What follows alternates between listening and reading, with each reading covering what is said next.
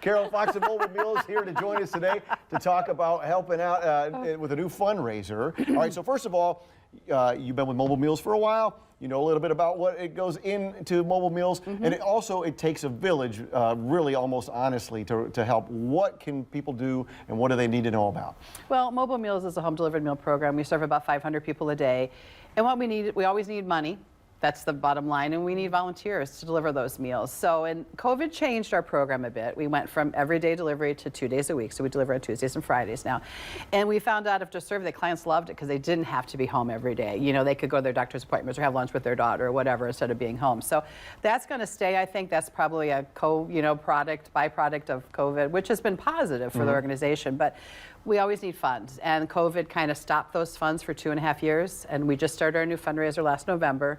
We're going to do it again this November, but we've come up with this new initiative to help feed our moms and dads in the community, because you know we don't always have our moms and dads still with us, or our children aren't with us. So it's like a way to give back to the community by feeding those people that we've loved through the years. So if you can help feed a mom or a dad, that would be wonderful. So like when you say, so this is kind of looking ahead to Mother's and Father's Day coming up. Right. When you say feed a family, like how specifically are you tailoring this to kind of focus on the parent aspect of it? Well, I would say that probably 90% of our clients are probably moms and dads anyways, just because we serve that older population. But so it's $8 a meal. So we're just asking people if they can contribute $8 or a week's worth of meals or a month's worth of meals, but just to help feed those people that don't necessarily have the funds to do it themselves or have the family to be there with them on those days. I know we've talked with you in the past, and for volunteers who might be thinking, oh, you know what, maybe I recently retired or I have some time that's free. How much of a commitment is it? How little or a lot can they do? It's a very small commitment. We ask that you come in for an orientation, and then you go out and deliver a route. And a lot of people do a specific route every time. We ask for twice a month.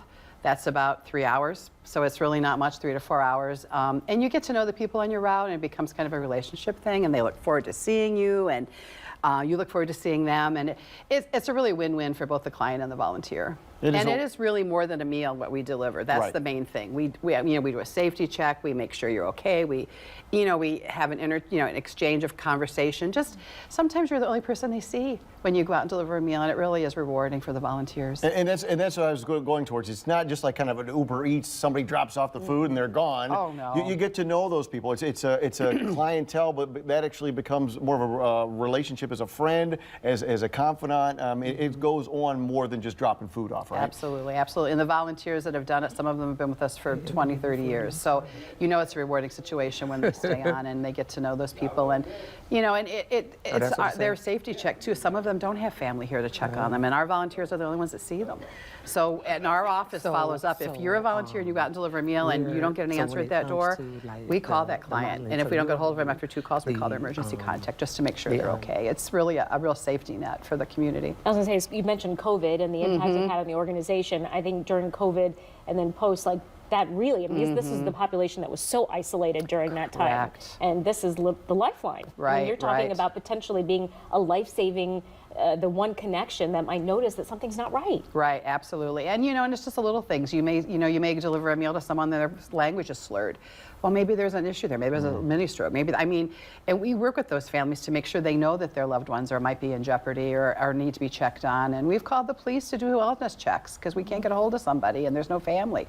It's a real safety net for those clients. Well, Carolyn Fox, thank you so much for being here. Appreciate it. And you mentioned the fundraiser. Yes. Give us the particulars one more time here. Go to mobilemeals.org, and then you can click on the fundraiser. It's meals for moms or dinners for dads, and it's just a fundraiser to help us feed that community that can't necessarily feed themselves, let them stay independent in their own homes, and more than a meal kind of program. But you'll take the donations anytime. Anytime. We always take donations, and we desperately need donations right now because after COVID we had no events, no special events, and we've had one, and we're building towards the next one, but it's been a slow recovery. So we look forward to the community supporting that. All right. Thank you so much for being here with us this morning.